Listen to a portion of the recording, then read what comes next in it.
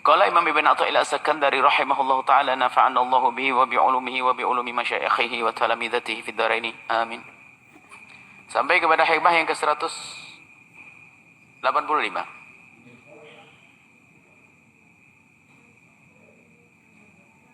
La yanbahi lisaliki an yu'abbiru an waridatihi. La yanbahi lisaliki an yu'abbiru an waridatihi. Wa inna dhalika yuqallilu amalaha fi qalbihi wa yamna'uhu wujud as-sidqi ma'a rabbih. Mulai dari kemarin bicara tentang ibarat, takbir, abbaro. Seperti yang sudah disampaikan pada pertemuan yang lalu, seorang murabbi, seorang guru, kalau ingin mengungkapkan sesuatu agar berguna, bermanfaat dan nyampe, harus namanya ibarat yang ma'dunah, yang diizinkan. Ma'dunah di sini adalah pertama sesuai dengan petunjuk syariat. Bukan ngomong lantur, ngomong salah. Ngomongnya benar. Yang kedua sesuai dengan orang yang diajak bicara. Kemudian di samping itu juga ma'dunah adalah dari hati yang benar. Ma'dunah artinya panjang. Secara zahir kalimatnya benar, kemudian dari hati yang tulus karena Allah. Diizinkan dia baru mengucapkannya. Sebab kalau tidak tulus, omongannya adalah omongan palsu. Action. Omongan munafik, omongan kebohongan. Dari hati kemudian disampaikan. Nah, sekarang la yanbaghi, tidak seyogyanya setelah itu. Jadi ada hal benar itu, bahkan bukan sekedar hal yang baik biasa saja, kelasnya kelas waridat yang dinanti-nanti oleh perindu-perindu kemuliaan. Waridat, namanya waridat itu adalah sesuatu yang berupa ilham kebaikan, kecintaan, bertemu baginda, mimpi bertemu Nabi, adalah waridat. Hal-hal sifatnya maknawi, sesuatu yang betul-betul dikagumi oleh perindu Allah, sesuatu yang dinanti-nanti. Ana waridat. Tiba-tiba kalau kita tambah apa sesuatu yang sifatnya maknawi, pengalaman spiritual lah yang dahsyat pada seorang, kekhusyuan dengan Allah dan seterusnya.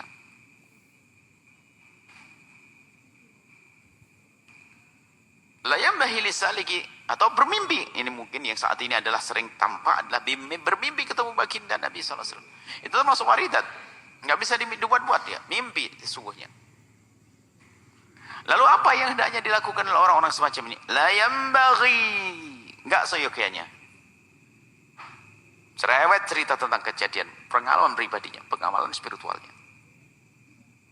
Nggak yanbaghi, tidak seyogyanya disaliki bagi penempuh jalan keridhaan Allah. Dia menempuh jalan menuju Allah tapi belum sampai. Namanya salik. Berusaha. Ayu ambiru an waridati, untuk mengungkapkan waridat yang Allah berikan kepadanya. Jadi nggak seyogyanya, kecuali memang ada hajat penting. Termasuk mimpi ketemu Nabi pun nggak perlu diobral setiap majelis. Wah, semalam aku ketemu Rasulullah. Bisa saja bohong itu orangnya itu. Sebab itu sangat pribadi antara dia dengan Allah. Termasuk pengalaman-pengalaman rohaniat, pengalaman pribadi rohaniat, kelezatan dalam ibadah dan seterusnya. Maka itu adalah waridat. La yanbaghi lis-saliki ay yu'abbiru an waridatihi, tidak seyogyanya kalau seorang salik yang benar-benar rindu mencari ridha Allah, pencari ridha Allah, suluk, maka enggak seyogyanya kalau dia itu banyak cerita tentang waridat.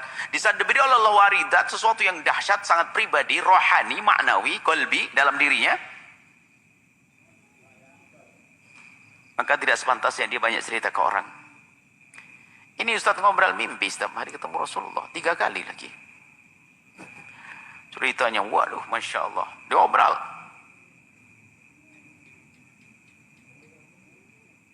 Tidak pribadi lagi, tidak privasi, tidak spesial lagi. Fa inna dzalika, kenapa yang demikian itu kok?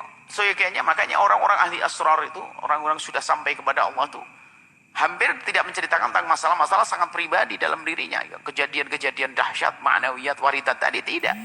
Dia tetap bicara tentang ilmu-ilmu zahir, fikih, dan sebagainya. Ini pribadi antara dia dengan Allah, spesial antara dia dengan Allah yang sangat dicintai dan baginda Nabi.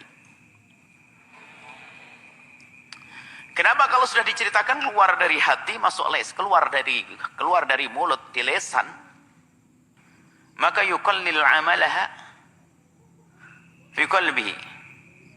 Pengaruhnya waridat itu, amalnya di dalam hati sudah tidak sekuat di saat disimpan. Sudah keluar dari hati, disimpan, hambar sudah. Karena begini gambarannya seperti ini. Waridat ini kan pribadi antara dia dengan Allah. Sehingga di saat seorang hamba mendapatkan waridat, dimudahkan bertemu dengan baginda Nabi, atau sesuatu yang dahsyat di dalam hatinya, kan sangat pribadi. Dan hendaknya itu yang dinikmati. Berarti dia merasa terus kedekatannya dengan Allah dan Rasulnya. Dengan Allah dan Rasul. Sehingga yang dinikmati adalah, ini sanjungan dari Allah, aku diberi semacam ini.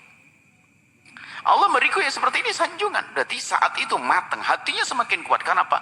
Dengan Allah. Sanjungan yang ia nanti adalah sanjungan dari Allah. Dan dia merasakan sanjungan dari Allah. Karena masih dalam disimpan. Terus sanjungan dari Allah. Maka yang didamba adalah sanjungan dari Allah. Bukan manusia. Gak perlu dia sanjungan dari manusia. Tapi setelah dikeluarkan, diucapkan, ada orang mendengar. Di antara mereka banyak yang percaya karena murid-muridnya. Kekaguman dari muridnya, kompak mengaguminya. Mulai menyanjung-nyanjungnya, memuliakannya, memberikan sesuatu kepadanya, dan seterusnya. Lihat. Yang waridat yang semula pengaruhnya, reaksinya, pengaruhnya kepada hati sangat kuat, sudah mulai kendor nih. Karena apa? Sudah keluar dari hatinya, sudah ada di lisannya, disampaikan ke orang. Sehingga yang terjadi adalah diam-diam tanpa disadari, dia menikmati sanjungan manusia. Sudah lupa bahwasanya semula ini adalah dia senang dengan sanjungan dari Allah, dan ini karunia dari Allah. Makanya lihat, sudah nggak tulus, sudah nggak benar lagi urusannya dengan Allah.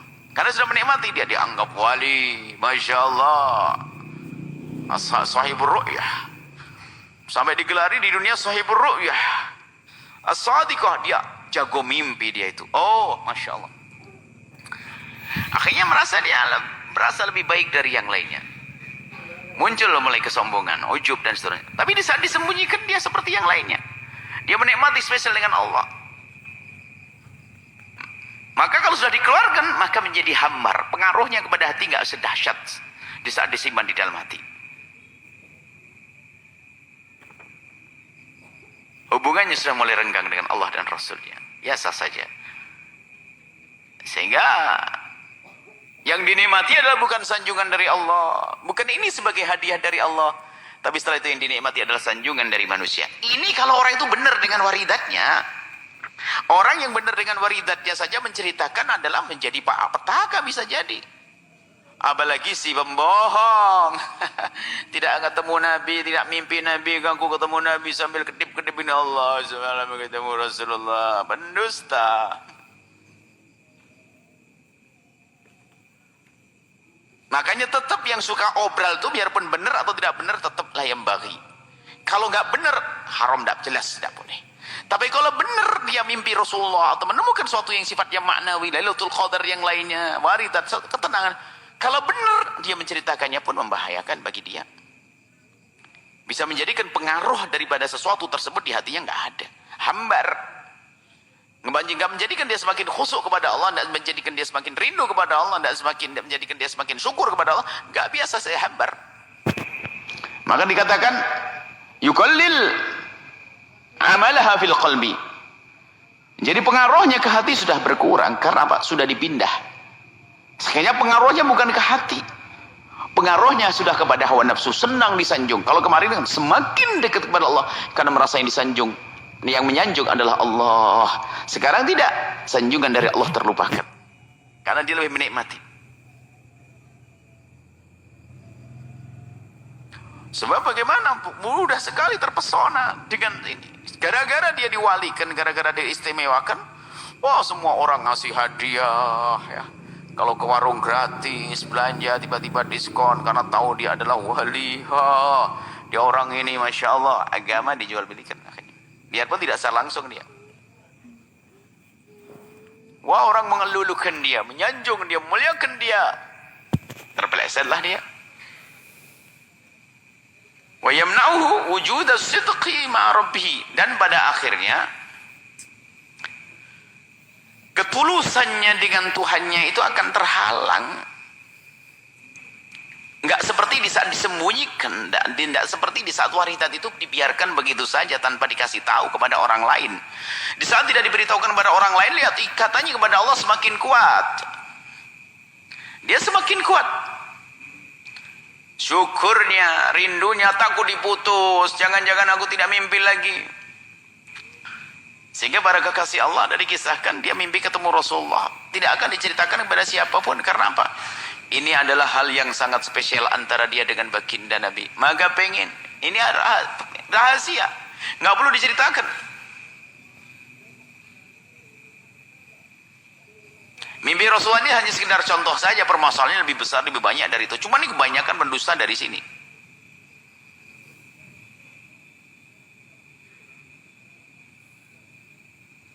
Pakai hadis lagi. Memang betul sebenarnya. Man ra'ani fil manami sawfa yarani yaqinan aw yaqdatan. Kama kalau Nabi, kalau pernah melihatku dalam mimpi, dia akan melihatku di alam nyata. Seolah-olah mengklaim dia sudah di surga. Allah. Kita pernah bertanya tentang bagaimana mimpi kepada Rasul, mimpi ketemu Rasulullah kepada guru mulia Habib Idrus bin Mar'akaf. Mengatakan, ya waladi wa anakku, salaf pendahulu kita itu kalau mimpi ketemu Rasulullah itu disembunyikan sebisa mungkin. Dan syukurnya yang tampak. Tiba-tiba mendermakan separuh hartanya. Ini mimpi ketemu Nabi hanya ngobrol tok, sedekahnya tetap pelit. Kebaikannya tidak meningkat. Mimpi apa itu? Baik. Artinya hal-hal yang seperti itu yang sifatnya ma'nawiyat waridat itu jangan mudah diobral. Karena kalau diobral nanti akan pengaruhnya di hati sudah nggak menjadi kuat, sehingga menjadikan orang lemah keimanannya, nggak semakin kuat. Lemah keimanannya karena dia akhirnya lebih senang disanjung oleh manusia, pemberian dari manusia. Yang semula adalah rindu kepada akhirat yang abadi, akhirnya dia sudah bangga dengan senang dunia yang sifatnya sementara. Dan urusannya dengan Allah, ketulusannya dengan Allah pun akan terhalang. Karena sudah tidak spesial lagi. Diobral kepada orang lain. Wa yamna'uhu wujudus sidqi ma'a rabbih. Sehingga dia sudah enggak, ketulusannya kepada Tuhannya sudah hilang. Propos. Makanya siapapun yang beri oleh Allah sesuatu yang sifatnya rohani, maknawi, jangan ngobrol banyak cerita kepada orang. Sangat pribadi. Kan urusan kita dengan pahala semakin dekat kepada Allah. Apakah mimpi menemukan kelezatan, kekhusyuan dalam sholat? Oke. Kalau diceritakan itu akan merugikan, biarpun itu benar. Merugikan dirinya, akan menjadi semakin kropos hubungannya dengan Allah, semakin tidak harmonis dan indah. Kemudian juga pengaruhnya di hati semakin tidak ada. Kalau diomongin. Kalau disimpan, semakin kuat. Pribadi antara dia dengan Allah. Maka siapapun yang diberi oleh Allah kelebihan-kelebihan waridat, biarkan itu adalah pribadi antara dia dengan Allah. Termasuk karamat adalah min ba'dil waridat. Sebagian dari waridat adalah karamat. Bagaimana para kekasih Allah dengan karamat? Bisa saja bertemu Nabi adalah karamah yang Allah berikan kepada seorang hamba, sang perindu, pecinta Nabi. Akan tapi mereka tidak mengobrol yang demikian itu. Kalau mengobrol alamatul kadzib itu tanda dusta, dia ngobrol mimpi.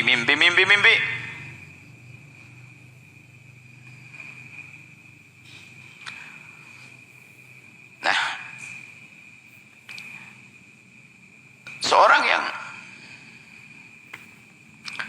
dengan Allah punya hubungan spesial kepada Allah sangat pribadi. Gak akan mudah mengobrol sana sini. Dan dia tidak akan menyampaikan kecuali memang perlu ini disampaikan karena ada urusan dengan orang lain. Itu yang jujur, itu yang benar maksudnya, yang mimpi benar, merasakan benar. Akan tapi ada orang yang semuanya seolah-olah dia orang sudah sampai kepada Allah. Bahasanya semalam suntuk adalah bahasanya wali. Rupanya seperti kemarin disebutkan bahasanya itu bukan dirasakan. Rubbama 'abbara 'anil maqam kemarin itu. Ada orang yang pandai berbicara tentang rohaniyat, karamat, wilayat, waridat, tentang hal-hal sifatnya maknawi. Seolah-olah dia itu ada berada di lautan tersebut. Tapi dia jauh, hanya lesan saja, ngobrol. Hanya omong kosong. Bukan dirasakan, bukan dari riset. Sementara katakan harus hendaknya apa yang disampaikan oleh seorang murabbi, hendaknya itu adalah luapan daripada kecintaannya kepada Allah, keharmonisannya kepada Allah, kerinduannya kepada Allah, hubungan baiknya kepada Allah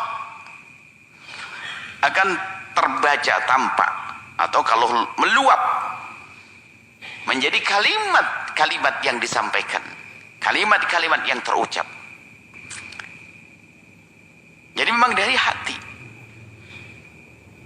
Nah ini bukan berdusta, ini ada orang berdusta, naudzubillah, mimpi ketemu Nabi, mimpi. Walau Masya Allah sampai sehari 5 kali sholat,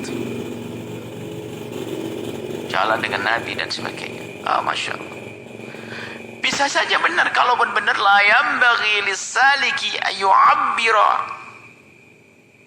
an waridati. Dan tengok diri anda sendiri, mungkin anda termasuk golongan waridat, orang yang mendapat dekat karomat.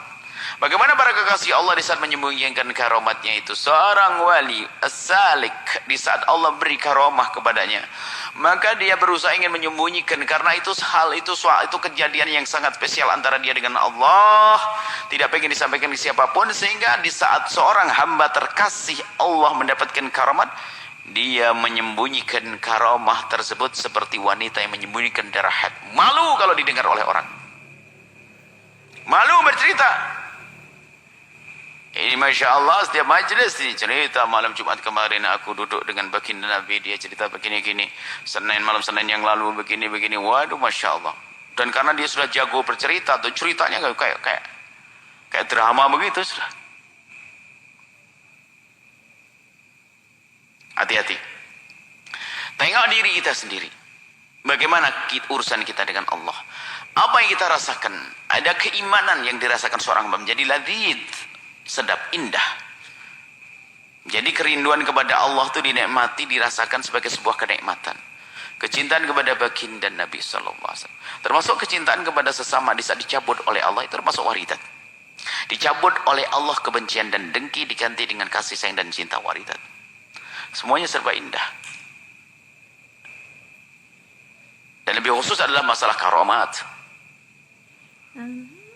melihat Nabi dan seterusnya. Maka dari itu ayo, kalau ada di antara kita ini kalau sudah sampai kepada makom tersebut, hendaknya kita harus pandai menyembunyikannya. Lebih dari itu, jangan sampai kita mencetak pendusta-pendusta. Karena biasanya kalau orang sudah dianggap dekat kepada Allah, wali dan sebagainya, wah, orang menggerumuninya, menyanjungnya, memberinya. Lah yang lain melihat ini kayak enak banget orang ini, nggak ngapa-ngapain, dikasih duit dah. Oh ya, karena dia pernah mimpi ketemu Rasulullah. Di pondok juga itu ada anak santri dihormati, dimuliakan karena dia pernah didengar mimpi ketemu Rasulullah. Kenapa yang mimpi ketemu Rasulullah dihormati, dimuliakan? Wah, berarti esok aku harus mimpi. Betul, esok hari dia bangun tidur langsung, saya mimpi ketemu Rasulullah. Pendusta, pembohong. Maka kami sampaikan, kalau anda bertemu dengan baginda Nabi, kami titip salam. Kemudian setelah itu sembunyikan itu pribadi antara anda kepada Rasulullah. Istri pun tidak perlu tahu kok, suami tidak perlu tahu kok, anak tidak perlu tahu kok. Apalagi orang satu majelis ini, bagaimana ini? Satu majelis. La yambaghi, nggak seyogyanya. Rusaknya lebih banyak ini. Hubungan dengan Allah bukan semakin dekat, semakin retak. Pengaruhnya, waridatnya dalam hati sudah nggak banyak, sehingga nggak menambah kuat iman, nggak menambah sejuk dalam beribadah, sedap, senang dalam ibadah. Yang ada adalah justru petaka. Semoga Allah memudahkan kita untuk menggapai makom kemuliaan. Dan jika kita ingin berucap, semoga Allah menjadikan ucapan kita ucapan yang benar secara syariat. Kemudian juga diizinkan bisa didengar oleh orang. Kemudian tidak menjadikan kita keluar dari wilayah kemuliaan, bukan mengeluarkan waridat dari hati kita, sehingga menjadi kesombongan, menjadi ujub. Semoga Allah menjaga kita semuanya. Rindu kepada Allah, cinta kepada Allah, rindu kepada baginda Nabi sallallahu alaihi wasallam,